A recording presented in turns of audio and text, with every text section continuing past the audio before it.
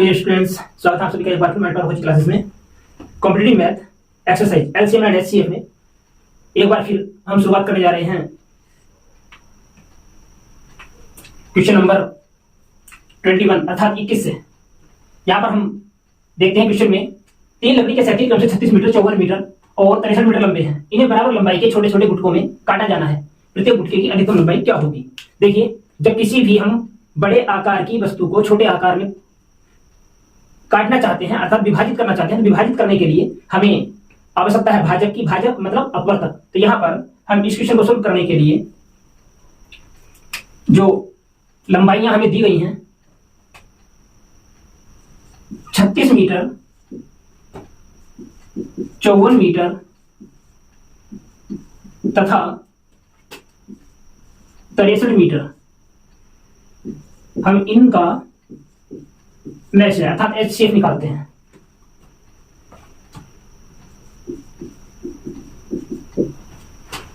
यहां पर हम देखते हैं मैच निकालने का अपना वही तरीका है, या तो भाग विधि या फिर अभाज्य गुणनफल विधि। तो यहां पर हम देखते हैं 36 मीटर ये छोटी लंबाई है और यहां पर 54 मीटर जो 36 से बड़ी लंबाई है। तो हम यहां 36 से भाग करते हैं 54 को, 36 एकम 36, यहां से हमें बचता है 18 और इस 18 से हम भाग करते हैं प्रथम भाजक को। 18 दूनी 36, यहाँ पर शेष होता है शून्य और जिस भाजक से अंतिम शेष शून्य होता है वो भाजक इस समय 36 और 54 के लिए मैशा का काम करता है और वो भाजक है 18। इस 18 से अब हम तीसरी लंबाई अर्थात 63 मीटर को फिर से भाग करेंगे। तो यहाँ 18 से हम भाग कर रहे हैं 63 को, 18 किया 54 और यहां से हमें बचता है 9। फिर 9 से भाग करेंगे हम प्रथम भाजक अर्थात 18 को, तो 9 दूनी 18 और हमें फिर से शेषफल प्राप्त होता है शून्य। तो जिस अंतिम भाजक से अंतिम शेषफल शून्य हमें प्राप्त हुआ है वही हमारे क्वेश्चन का मैशर होगा और यहाँ पर मैशर आया है 9। अर्थात हम कह सकते हैं कि 36 मीटर, 54 मीटर और 63 मीटर लंबाई के जो टुकड़े हैं उन्हें हम ज्यादा से ज्यादा 9 मीटर लंबे गुटकों में कन्वर्ट कर सकते हैं। प्रत्येक गुटके की लंबाई जो होगी वो 9 मीटर होगी। ये हमारे क्वेश्चन का आंसर बनता है। अब चलते हैं नेक्स्ट क्वेश्चन की तरफ। यहां क्वेश्चन नंबर 22 अर्थात 22 में हमसे कहा गया है 3 ड्रमों में क्रमशः 2527 लीटर, 1653 लीटर तथा 2261 लीटर दूध उपस्थित है। वह बड़े से बड़ा किस माप का डिब्बा होगा जिसे प्रत्येक ड्रम के दूध को डिब्बों की पूर्ण संख्या में मापा जा सके? यहां पर फिर क्वेश्चन नंबर 21 की ही तरह दूध को छोटे छोटे भागों में हमें मापना है। तो छोटे छोटे भागों का मतलब होता है विभाजित करने से, और विभाजित करने के लिए होता है भाजक। भाजक अर्थात अपवर्तक। तो यहां पर हम फिर से बात करने वाले हैं मैशा को लेकर। तो यहां पर हमें क्या करना है 1653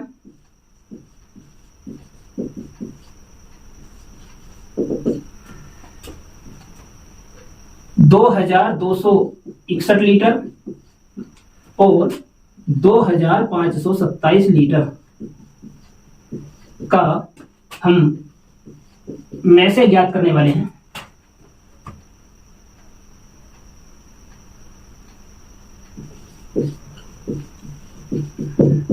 तो मैशे ज्ञात करने के लिए हमें क्या करना है, हम देखते हैं कि 1653 छोटी संख्या है 2261 के मुकाबले। तो हम यहां पर 1653 से भाग करने वाले हैं 2261 को। तो 1653 का भाग जाएगा एक बार और इस तरीके से हमें यहाँ पर प्राप्त होगा 11 में से 3 गया 8, 5 में से 5 गया 0 और 12 में से 6 गया 6। 608 से फिर हम भाग करेंगे 1653 में। तो यहाँ हम देख पा रहे हैं 600 दूनी 1200, यानी कि इसका जो भाग जाएगा वो जाएगा 2 बार।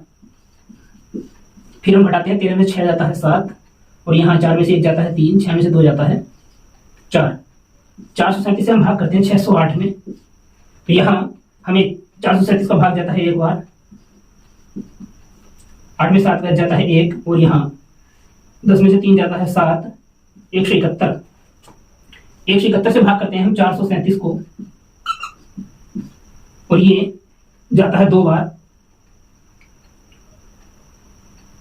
दो बार जाएगा ये 342, यहाँ पर हमें प्राप्त होगा 7 में से 2 जाता है 5 और यहाँ 13 में से 4 जाता है 9। 95 से हम भाग करते हैं 171 में, तो 95 का भाग जाता है मात्र एक बार और यहाँ 11 में से 5 जाने पर बचता है 6 और 16 में से 9 जाता है 7। फिर हम यहाँ 76 से भाग करते हैं 95 में, तो 76 एकम 76, यहाँ से हमें बचता है 15 में 6 जाता है 9, 8 में 7 जाता है 1। 19 से फिर भाग करते हैं हम 76 में, तो 19 जो 76, यहाँ पर हमें अंतिम शेषफल प्राप्त होता है 0 और अंतिम शेषफल 0 जिस भाजक की वजह से हमें प्राप्त होता है वो भाजक है हमारे पास 19। अब इस 19 से हम तीसरी संख्या अर्थात 2527 को फिर से भाग करते हैं, तो 19 एकम 19, यहाँ हमारे पास बचता है 6, 19 तिया 57, यहाँ से हमें बचता है 5, फिर हम 7 को उतारते हैं तो 19 तिया 57, पूरा पूरा विभाजित होता है और अंतिम शेषफल आता है 0। तो हम यहाँ पर देख पाते हैं कि 19, 1653, 2261 और 2527 इन तीनों ही मापों को पूरा पूरा पूर्ण संख्या में माप सकता है। देखिए अब तक हमने जो सवाल किए हैं क्वेश्चन नंबर 1 से लेकर क्वेश्चन नंबर 22 तक, वो सभी सवाल HCF अर्थात मैशे पर आधारित थे। अब यहाँ पर क्वेश्चन नंबर 23 में हमसे बोला गया है कि 24, 36 और 40 का लेसेपे अर्थात LCM ज्ञात कीजिए। तो यहाँ हम जैसे मैशे को ज्ञात करने की हमारे पास दो विधियां होती हैं, भाग विधि और गुणनखंड विधि, अभाज्य गुणनखंड विधि, वैसे ही लेसेपे को ज्ञात करने की हमारे पास दो विधियां हैं, अभाज्य गुणनखंड विधि और भाग विधि। तो यहाँ पर हम सबसे पहले इसे अभाज्य गुणनखंड विधि से सोल्व करते हैं। तो हम क्या करेंगे, 24, 36 और 40 इन तीनों के हम अभाज्य गुणनखंड यहाँ पर बनाते हैं। तो 24 सबसे पहले करता है 2 से 12 बार, 12 2 से कटता है 6 बार, फिर 6 2 से कटता है 3 बार और ये हमें प्राप्त हो जाते हैं 2 दूनी 4 दूनी 8 दिया 24। वैसे ही 36 2 से कटता है 18 बार, 18 2 से कटता है 9 बार और 9 2 से कटेगा नहीं तो 3 गुणा 3। वैसे ही 40 के लिए हम यहाँ पर 2 से काटते हैं 20 बार, फिर 2 से काटते हैं 10 बार, 2 से काटते हैं 5 बार। यहाँ हमें 24, 36 और 40 के यहाँ पर जो है अभाज्य गुणनखंड प्राप्त होते हैं। तब ले से हमें जो प्राप्त होगा उसके लिए हम क्या करेंगे, हम देखेंगे कि यहाँ पर जो गुणनखंड हमें प्राप्त हुए हैं उनमें 2 की अधिकतम संख्या कितनी है, तो वो है 3 बार। फिर हम देखते हैं 3 की अधिकतम संख्या, 3 की अधिकतम संख्या यहाँ पर है 2 बार और 5 की अधिकतम संख्या है मात्र 1 बार।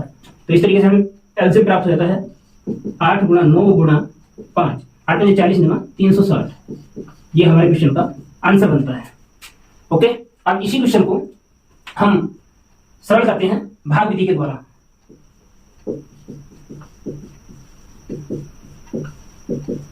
तो भाग विधि में हमें क्या करना है, हम 24, 36 और 40 को एक साथ अभाज्य गुणनखंड की श्रृंखला से गुजारते हैं। तो यहाँ पर हम 2 से काटते हैं, 24 को 12 बार, 36 को 18 बार, 40 को 20 बार। फिर हम 2 से काटते हैं, 12 को 6 बार, 18 को 9 बार, 20 को 10 बार। फिर हम 2 से विभाजित करते हैं, 6 को 3 बार, 9 विभाजित होता नहीं ऐसे ही छोड़ दो, 10 को विभाजित करते हैं 5 बार। अब हम फिर 3 से विभाजित करते हैं 1 बार, 3 बार और 5 बार। यहाँ हम देख पा रहे हैं कि हमें जो अभाज्य गुणनखंड प्राप्त हुए हैं वो प्राप्त हुए हैं 2 गुणा 2 गुणा 2, फिर 3 गुणा 3 गुणा 5। यहाँ से हम यहाँ पर देख पा रहे हैं कि ये सभी जो मैंने गोल घेरों में संख्या रखी है सभी अभाज्य संख्या है जो हमें गुणनखंड के रूप में प्राप्त हुई है। और यहाँ पर हम लैसे प्राप्त कर पाते हैं, 2 दूनी 4 दूनी 8 24, 24 तिया 72, 72 पंजे 360। तो हम देख पा रहे हैं कि चाहे तो हम गुणनखंड विधि का यूज कर रहे हैं, चाहे हम भाग विधि का यूज कर रहे हैं, अगर क्वेश्चन एक है तो उसका आंसर भी सेम टू सेम है। ओके, अब बात करते हैं नेक्स्ट क्वेश्चन को लेकर। क्वेश्चन नंबर 24 में हमसे कहा गया है कि 22, 54, 108, 135 और 198 का लघुत्तम समापवर्ती ज्ञात करो। तो लघुत्तम समापवर्ती ज्ञात करने के लिए क्वेश्चन नंबर 23 की ही तरह हम यहाँ पर फिर से भाग विधि या अभाज्य गुणनखंड विधि का इस्तेमाल करते हैं। तो हम देख पा रहे हैं यहाँ पर संख्या जो है वो 5 है, तो 5 संख्याओं के लिए हम यहाँ पर भाग विधि का इस्तेमाल करेंगे ताकि कम समय में सवाल हो। तो उसके लिए हम 22, 54, 108, 135 और 198 को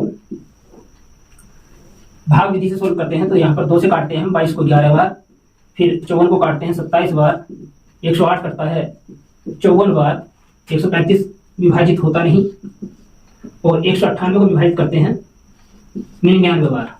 यहाँ फिर हम 2 से विभाजित करते हैं तो 11 विभाजित होगा नहीं, 27 नहीं विभाजित होता। 54 विभाजित होता है 27 बार। 135 को ऐसा का ऐसा ही छोड़ दिया जाता है और 99 को भी ऐसा ही छोड़ देते हैं। अब यहाँ पर हम देखते हैं 3 से काट 11 विभाजित होगा नहीं, 27 होता है 9 बार, दूसरा 27 भी 9 बार, और यहाँ पर हम इसे काटते हैं 135 को 45 बार और 99 कटता है 33 बार। फिर से हम विभाजित करते हैं 3 से, 11 विभाजित होगा नहीं, 9 विभाजित होता है 3 बार। फिर यहाँ 45 को विभाजित करते हैं 15 बार और 33 विभाजित होता है 11 बार। यहाँ हम फिर से 3 से विभाजित करते हैं, 3 एकम 3, 3 एकम 3, 3 पंजे 15, 11 एकम 11। फिर हम विभाजित करते हैं 5 से, तो बचता है 11। अंतिम बार 11 से विभाजित करते हैं तो सभी में हो जाता है 1। इस प्रकार हमें प्राप्त हुआ जो लक्ष्य है वो होता है यहाँ पर 2 गुना 2, 3 गुना 3 गुना 3 और 5 गुना 11। 2 दूनी 4 दिया 12 दिया 36, 36 दिया 108, 108 पंजे 540 और 540 को गुना कर रहे हैं हम 11 से। तो यहाँ पर हम जब किसी भी संख्या को 11 से गुना करते हैं तो पहला अंक उतारते हैं, दूसरे अंक को पहले अंक में जोड़ते हैं, फिर 4 को 5 में जोड़ते हैं। 5 को जोड़ने के लिए कुछ है नहीं तो उसे सीधा सीधा लिख देते हैं और हमें प्राप्त होता है 5240 लक्ष्य के रूप में। ओके, अब बात करते हैं नेक्स्ट क्वेश्चन को लेकर। फिर से क्वेश्चन नंबर 25 में हमसे कहा गया है कि 148 तथा 185 का लक्ष्य अर्थात एलसीएम कितना है। तो हम क्या करेंगे, यहाँ पर 148 और 185 के या तो अभाज्य गुणनखंड विधि के द्वारा हम लक्ष्य प्राप्त करते हैं या फिर भाग विधि के द्वारा हम यहाँ पर जो है लक्ष्य प्राप्त करने की कोशिश करते हैं। तो हम यहाँ पर करते हैं 148 और 185 दोनों संख्याओं के भाग विधि के द्वारा गुणनखंड। तो यहाँ 2 से हम काटते हैं, 2 सत्ते 14, 2 चौक 8 और 185 विभाजित होता नहीं। फिर हम 2 से काटते हैं तो ये आता है 37 और 185 फिर से विभाजित नहीं होता। अब हम 185 को काटते हैं 5 से तो 37 विभाजित होगा नहीं, 5 दिया 15 और 5 सत्ते 35। इस तरीके से हमें 37 से विभाजित करने पर प्राप्त होता है अंतिम भागफल 1। यहाँ हमें जो लक्ष्य प्राप्त होगा वो प्राप्त होगा 2 दूनी 4 पंजे 20 और गुना 37। अब इसे हम सोल्व करते हैं, आता है गुना करने पर 740, 37 दूनी 74 से। ओके, क्वेश्चन नंबर 26 में हमसे कहा गया है कि 27, 63 और 72 का लघुत्तम समापवर्ती ज्ञात करो। तो यहाँ पर हम अभाज्य गुणनखंड विधि का प्रयोग करते हैं। इस विधि में हम 27, 63 और 72 इन तीनों संख्याओं के अभाज्य गुणनखंड प्राप्त करते हैं। तो यहाँ पर 27 के जो गुणनखंड प्राप्त होंगे हमें वो होंगे 3 तिया 9 और 9 तिया 27। 63 को करते हैं तो यहाँ 3 से विभाजित करते हैं तो ये होता है 21 बार, फिर 3 से विभाजित करते हैं तो होता है 7 बार, 3 तिया 9 7 63। फिर हम 72 के अभाज्य गुणनखंड करते हैं तो यहाँ हम 2 से काटते हैं तो ये विभाजित होता है 36 बार, 36 को 2 से काटते हैं तो होता है 18 बार, 18 को फिर 2 से विभाजित करते हैं तो होता है 9 बार, 9 में हमें प्राप्त होता है 3 गुना 3, 2 दूनी 4 दूनी 8 24 तिया 72। इस प्रकार हमें ये अभाज्य गुणनखंड प्राप्त होते हैं। और अब हम इन अभाज्य गुणनखंड में जब लक्ष्य की बात करते हैं तो हम देखते हैं कि इसमें 2 अधिकतम कितनी बार शामिल हुआ है, 3 बार। फिर 3 अधिकतम कितनी बार शामिल हुआ है, 3 बार। और 7 अधिकतम कितनी बार शामिल हुआ है, 1 बार। ये 2 है, ये 3 है और ये 7 है। तो यहाँ जब हम लक्ष्य की बात करते हैं तो ये होता है 8 गुना 27 गुना 7। तो हमें प्राप्त होता है 8 सत्ते 56, 56 गुना 27 इक्वल 27 छक्का 162। हमें बचते हैं 16, 27 पंजे 135, 135 और 16 होते हैं 151, यानी कि 1512 हमारा आंसर होता है।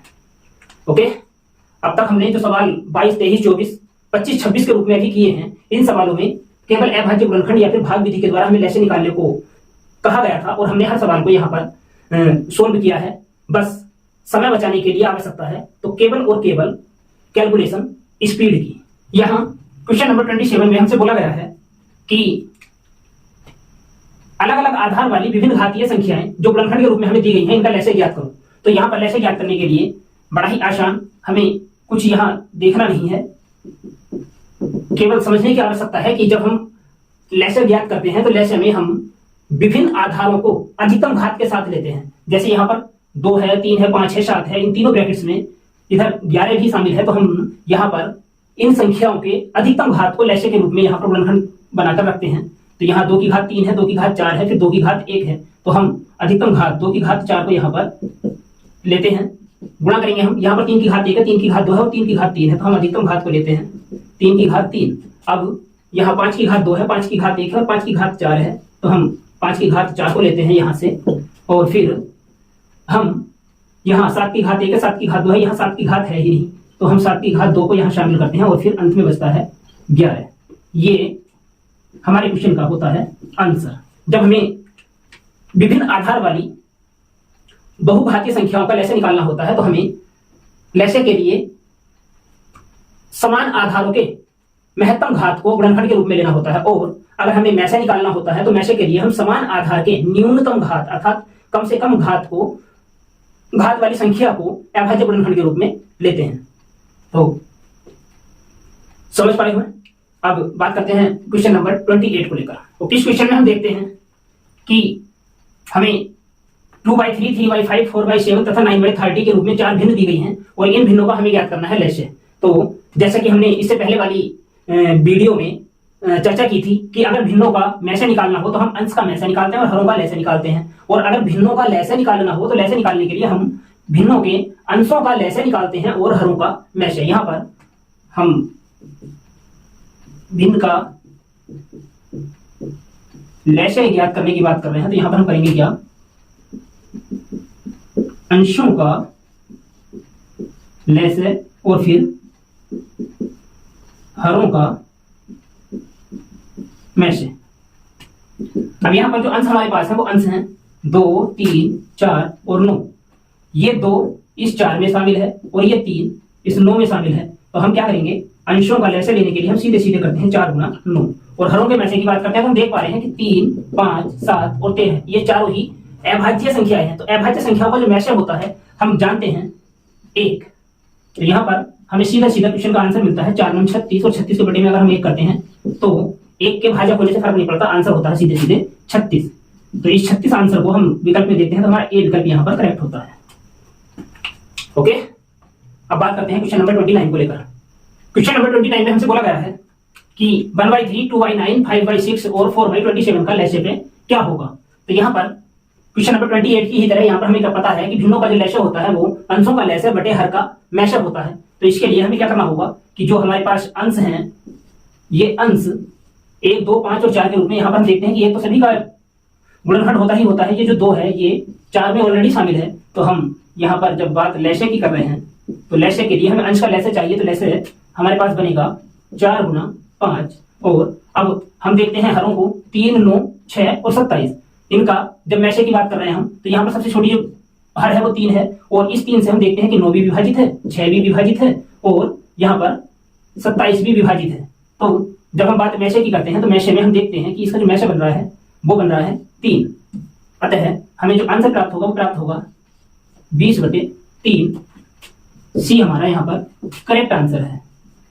ओके, क्वेश्चन नंबर 30 में हमसे कहा गया है कि 3, 2.7 तथा 0.09 का लैसे पे क्या होगा। तो हम यहाँ पर देख पा रहे हैं कि जो संख्या है हमारे पास दशमलव के रूप में यहाँ उपस्थित है। हमने अभी यहाँ पर क्वेश्चन नंबर 29 को भिन्न के प्रयोग से जो है सरल किया है। तो यहाँ हम सवाल को आसानी से कर पाए इसलिए हम इसे जो है भिन्नों में कन्वर्ट करके सरल करते हैं। तो 3 को अगर हम भिन्न में बदलते हैं तो ये बनता है 3/1। यहाँ पर 2.7 को अगर हम भिन्न में बदलते हैं तो यहाँ पर दशमलव का 1 अंक है, तो 1 के आगे हम शून्य लेते हैं और ये होता है 27/10। ऐसे ही 0.09 में दशमलव के 2 अंक हैं, जब हम इसे भिन्न में कन्वर्ट करेंगे तो ये बनता है 9/100। अब हमारे पास 3/1, 27/10 और 9/100 का हमें यहाँ पर लैसे लेना है।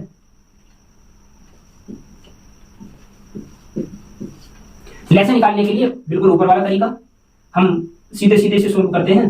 तो हम देखते हैं कि अंश का लैसे, जब अंश का लैसे हम लेंगे तो हम देख पा रहे हैं यहाँ पर अंश हमारे पास 3 है, 27 है और 9 है। यहाँ 3 27 में ऑलरेडी शामिल है और 9 से 27 पूरा पूरा विभाजित होता है। तो यहाँ पर हम बिना इसे अभाज्य गुणनखंड के ही सोल्व करते हैं अनुमान के हिसाब से भी, तो 27 इसका लैसे आता है। और हरों के मैसे की बात होती है तो हरों के मैसे में हम देखते हैं 1 है, 10 है और 100 है। तो यहाँ पर 1 का, 10 का और 100 का जो मैसे होगा वो छोटी संख्या के रूप में अर्थात 1 ही होगा। तो ये हमें आंसर प्राप्त होता है यहाँ पर 27। ओके, अब बात करते हैं क्वेश्चन नंबर 31 को लेकर। क्वेश्चन नंबर 31 को हम देखते हैं। इस क्वेश्चन में हमसे कहा गया है दो संख्याओं का लैसे अर्थात लघुत्तम समापवर्ती 1920 है तथा महत्तम समापवर्तक 16 है। यदि इनमें से एक संख्या 128 है, दूसरी संख्या क्या होगी? जिस समय हमने एलसीएम और एचसीएफ एक्सरसाइज को स्टार्ट किया था तो हमने शुरू में ही एक सूत्र की चर्चा की थी। सूत्र था पहली संख्या गुणा दूसरी संख्या बराबर लैसे पे गुणा मैसे पे। अर्थात अगर हमें दो संख्याएं पता है और उनका लैसे और मैसे हम ज्ञात करते हैं तो दोनों संख्याओं का गुणनफल उनके लैसे और मैसे के गुणनफल के बराबर होता है। उस सूत्र की सहायता से अगर हम यहाँ पर करते हैं दूसरी संख्या को ज्ञात करने के लिए तो दूसरी संख्या बराबर बनेगा यहाँ पर एलसीएम गुणा एचसीएफ अपॉन पहली संख्या। इस सूत्र की सहायता से हम देख पा रहे हैं कि हमारे पास जो एलसीएम है वो 1920 है और जो एचसीएफ है वो 16 है और हमारे पास जो संख्या है वो 128 है। तो इस 128 से हम करते हैं भाग।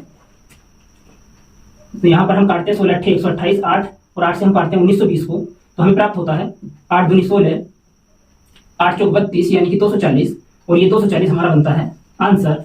इसके हिसाब से हमारा विकल्प भी करेक्ट होता है। इसी प्रकार यहाँ पर हमारा दूसरा सवाल है दो संख्याओं का एलसीएम 4800 तथा एचसीएफ 160 है। यदि इनमें से एक संख्या हमारे पास 480 है तो दूसरी संख्या कितनी होगी? आप इसे कर सकते हैं, कोशिश करें। ओके, अब अगर हम इसी सूत्र की सहायता से इस सवाल को करना चाहें तो हम देखते हैं कि अगर हमें यहाँ पर दूसरी संख्या ज्ञात करनी है, दूसरी संख्या ज्ञात करने के लिए हम सूत्र का उपयोग करते हैं एलसीएम मल्टीप्लाई एचसीएफ। तो एलसीएम हमारे पास यहाँ पर है 4800 और एचसीएफ हमारे पास है यहाँ 160। एक संख्या हमारे पास है 480। तो दूसरी संख्या ज्ञात करने के लिए 480 से 4800 को काटते हैं 10 बार तो इस प्रकार हमें प्राप्त हो जाता है 1600 आंसर। ओके, अब बात करते हैं क्वेश्चन नंबर 33 को लेकर। क्वेश्चन नंबर 33 में हमसे कहा गया है कि दो संख्याओं का अनुपात 2:3 है तथा इनका जो एलसीएम है वो 48 है। इन संख्याओं का योग कितना है? देखिए, हमारे पास दो संख्याएं थी जिनका अब बचा हुआ है मात्र अनुपात 2:3। जब दो संख्याएं हमारे पास है और उनका बचा हुआ है मात्र अनुपात, तो उस अनुपात में से क्या चीज यहां पर हटा दी गई है या फिर क्या चीज निरस्त कर दी गई है, तो उसके बारे में हम चर्चा कर चुके हैं कि जब अनुपात शेष बचता है संख्याओं का तो उसमें से उनका जो उभयनिष्ठ गुणनखंड होते हैं अर्थात अपवर्तक होता है वो संख्याओं में से हटा दिया जाता है। तो अपवर्तक को अर्थात मैसे को हटाने के बाद में जो बचा अनुपात है वो 2:3 है। अगर मैं यहाँ पर एचसीएफ को एच मानता हूं तो मान लेते हैं यहाँ पर हमारे पास संख्या है 2h और 3h। जब हम इनका एलसीएम निकालेंगे तो हमारे पास जो एलसीएम बनेगा वो बनेगा 2 × 3h और ये जो एलसीएम हमें दिया हुआ है वो दिया हुआ है 48। यहाँ पर अगर हम h को बचाना चाहें या एचसीएफ को बचाना चाहें तो वो होता है 2 × 3 = 6 और 6 × 8 = 48 यानी कि जो एचसीएफ है अर्थात में से है वो 8 है। अब यहाँ पर हमसे कहा गया है इन संख्याओं का योग कितना है। तो योग के लिए अगर हम चाहें तो इस h के माध्यम से हम संख्याओं को 2h और 3h भी बना सकते हैं। तो यहाँ पर 2h बनता है 16 और 3h बनता है 24। दोनों को जोड़ते हैं तो हमारे पास आता है मात्र 40। या हमारे पास इसी को जो है हम दूसरे तरीके से भी कर सकते थे। हम जब हमारे पास h का मान 8 आ चुका है तो योग निकालने के लिए हम क्या करते हैं, सीधे सीधे हमारे पास फॉर्मूला होता है h × अनुपातिक योग। अब h × अनुपातिक योग अगर हम करते हैं तो हमारे पास आता है ये 8 गुना अनुपात है 2 + 3 तो यहाँ पर हो जाता है 8 × 5 = 40। करेक्ट आंसर हमारा बनता है सी। ये तरीका हो या ये तरीका हो, जो बेस्ट है सीखने की कोशिश करनी है। ओके, अभी हम बात केवल कर रहे हैं यहाँ पर अनुपातिक योग की। अगर किसी वजह से बात होती अनुपातिक संख्याओं के अंतर की तो दूसरा सवाल यहाँ से बन सकता था कि संख्याओं का अंतर कितना होगा। तो अंतर के लिए हम फिर से वही फॉर्मूला यूज करेंगे एचसीएफ × अनुपातिक अंतर। तो जब अनुपातिक अंतर की बात कर रहे हैं तो यहाँ पर h का मान तो हमारे पास ऑलरेडी 8 है। अगर हम अंतर करते तो 3 - 2 यहाँ पर होता, क्योंकि बड़े संख्या में छोटी संख्या को घटाना होता है। तो 3 - 2 करने पर हमारे पास सीधा सीधा आंसर आता 8। क्वेश्चन नंबर 34 में क्वेश्चन नंबर 33 की तरह ही हमसे कहा गया है तीन संख्याओं का अनुपात 3:4:5 है तथा इनका एलसीएम 2400 है। तब इन संख्याओं का एचसीएफ अर्थात में से कितना है? तो यहाँ पर क्वेश्चन नंबर 33 में हमारे पास दो संख्याओं का अनुपात था, आपकी बात तीन संख्याओं का अनुपात है। तो अनुपात कितनी संख्याओं का फर्क इस बात से नहीं पड़ता, फर्क पड़ता है कि हमारा करने का तरीका सही है या गलत है। तो यहाँ पर हम जब हमसे मैसे की बात करेंगे तो मैसे को हम मान लेते हैं h। तो यहाँ पर जो संख्याएं बनेंगी वो सीधे सीधे बनेंगी 3h 4h और 5h। जब हम इनका लैसे निकालते हैं तो लैसे बनता है 3 गुना 4 गुना 5 एच और बराबर में हमें दिया हुआ है 2400। यहाँ पर 3 चौक 12 पंजे 60, 60 से हम काटते हैं 6 चौक 24 यानी कि 40। तो हमारे पास जो HCF आता है वो आता है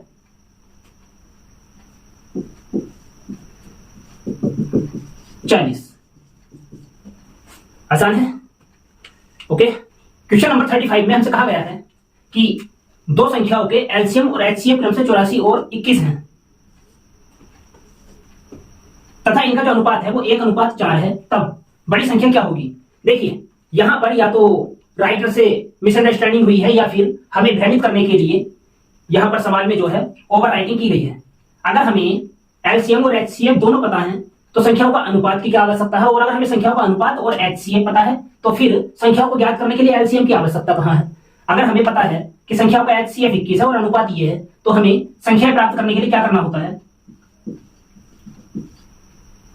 जो संख्याएं होंगी उन संख्याओं को ज्ञात करने के लिए हम क्या करते हैं, अनुपात,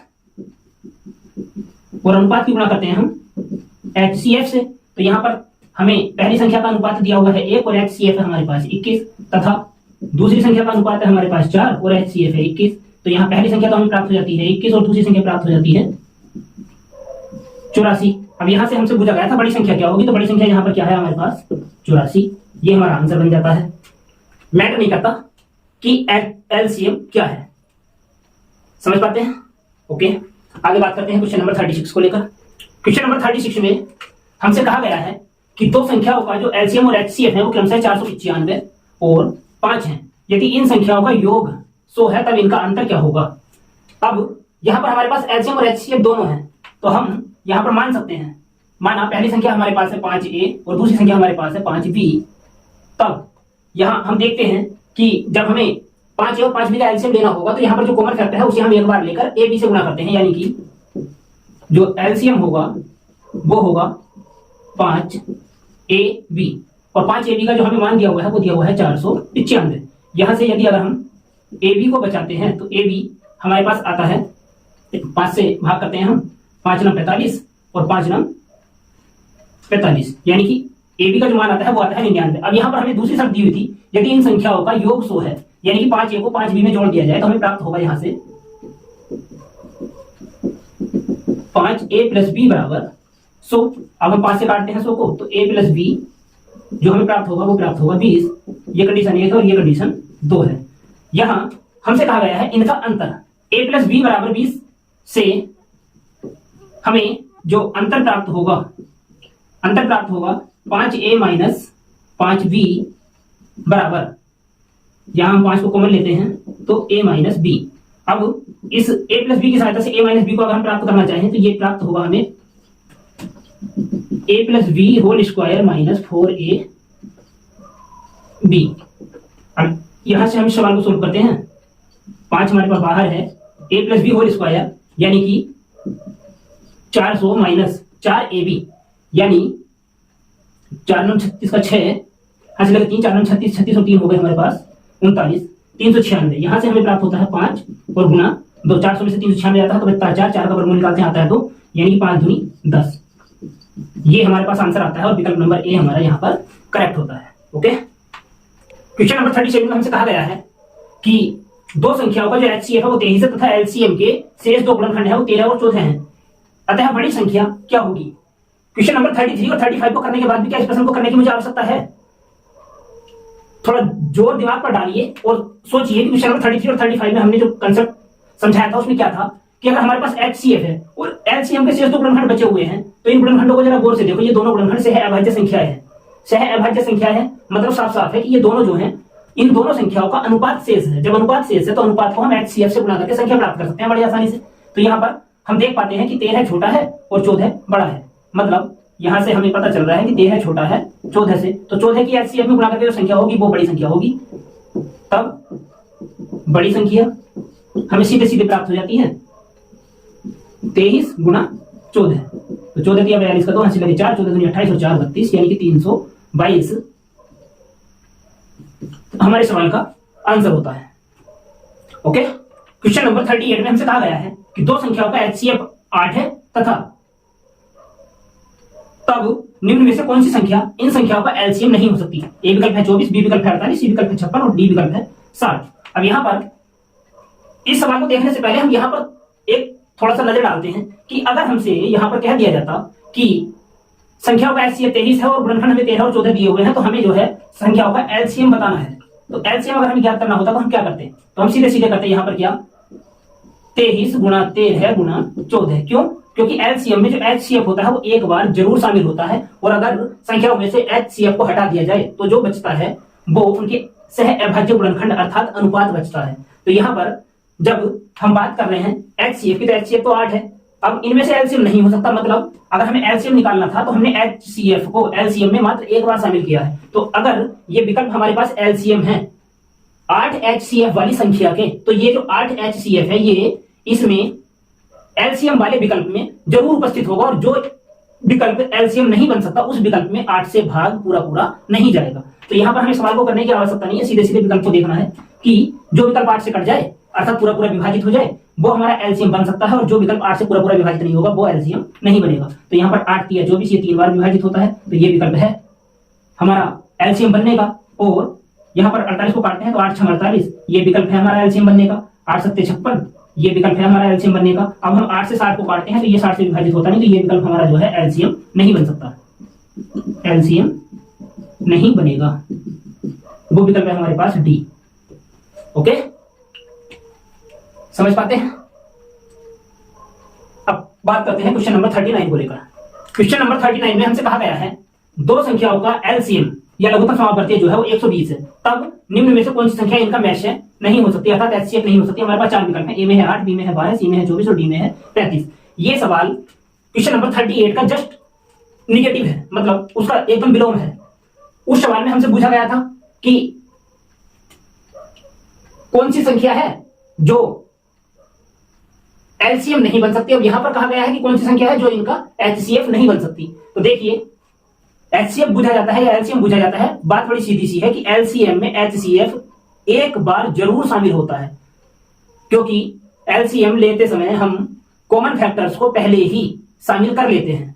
तो यहां पर जब हम बात मैशे की कर रहे हैं तो हम देखते हैं अगर ए को संख्याओं का एचसीएफ बना दिया जाए तो वो एचसीएफ एलसीएम में शामिल होगा। अगर एलसीएम में शामिल है तो जाहिर सी बात है एचसीएफ से एलसीएम कंप्लीटली यानी कि पूरी तरीके से पूर्ण विभाजित होना चाहिए, अर्थात एचसीएफ की पूर्ण गुणक संख्या एलसीएम होती है। तो यहां पर हम क्या करेंगे, एचसीएफ अर्थात भाजक से हम एलसीएम को पूरा पूरा भाग करेंगे। तो 8 से हम देखते हैं 120 करता है 15 बार, तो यहां पर 15 8 120 बनता है। तो ये हमारा एचसीएफ है। अब बी में है 12, तो 12 से 120 कटता है 10 बार, अर्थात ये भी एचसीएफ हो सकता है। अब 24 से 120 कटता है 5 बार, ये भी एचसीएफ हो सकता है। अब 35 से हम 120 को काटते हैं तो 35 दूनी 70, 35 105 और 35 चौका 140, अर्थात 35 से 120 पूरा पूरा विभाजित नहीं होता। इसीलिए ये 35 हमारे प्रश्न का आंसर बनता है कि कौन सी संख्या इनका एचसीएफ नहीं होगी। ओके, समझ पाते हैं? अब बात करते हैं क्वेश्चन नंबर 40 अर्थात आज के वीडियो सेशन के लास्ट क्वेश्चन को लेकर। यहां क्वेश्चन नंबर 40 में हमसे कहा गया है संख्याओं के ऐसे कितने जोड़े होंगे जिनका एचसीएफ 16 तथा एलसीएम 136 अर्थात 136 है।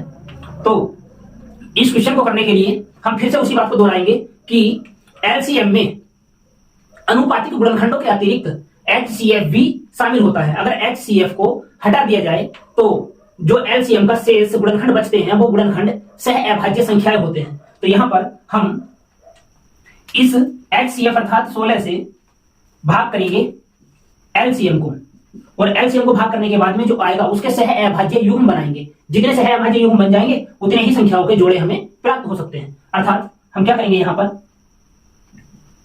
सह अभाज्य गुणनखंडों का गुणनफल, मान लो 16 AB एलसीएम है और यहां पर एलसीएम जो है हमें 136 दे रखा है।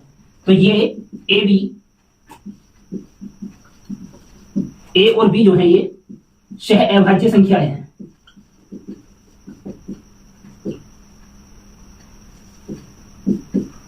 जब 16 से हम 136 में भाग करते हैं तो 136 16 से पूरा पूरा विभाजित नहीं होता, अतः हम कह सकते हैं ऐसा एक भी संख्या युग्म नहीं होगा, क्योंकि संख्या युग्म तब होता जब HCF से LCM पूरा पूरा विभाजित होता। अब HCF अगर यहाँ पर 16 है और 16 से LCM अर्थात 136 पूरा पूरा विभाजित हो नहीं रहा है, तो या तो फिर 136 LCM नहीं है उन संख्याओं का जिनका HCF 16 है, या फिर जिन संख्याओं का LCM 136 है उनका HCF 16 हो ही नहीं सकता। ओके, तो यहां पर हमारा सीधा सीधा आंसर आता है ऐसा एक भी संख्या युग्म नहीं होगा। समझ पाते हैं? आज के लिए competitive math LCM HCF class में इतना ही। मिलते हैं वीडियो के अगले सेशन में क्वेश्चन नंबर 41 से लेकर 60 तक। यदि वीडियो पसंद आया है तो वीडियो को लाइक करें, ज्यादा से ज्यादा शेयर करें और हमारे चैनल को सब्सक्राइब करें यदि चैनल पर नए हैं। ओके।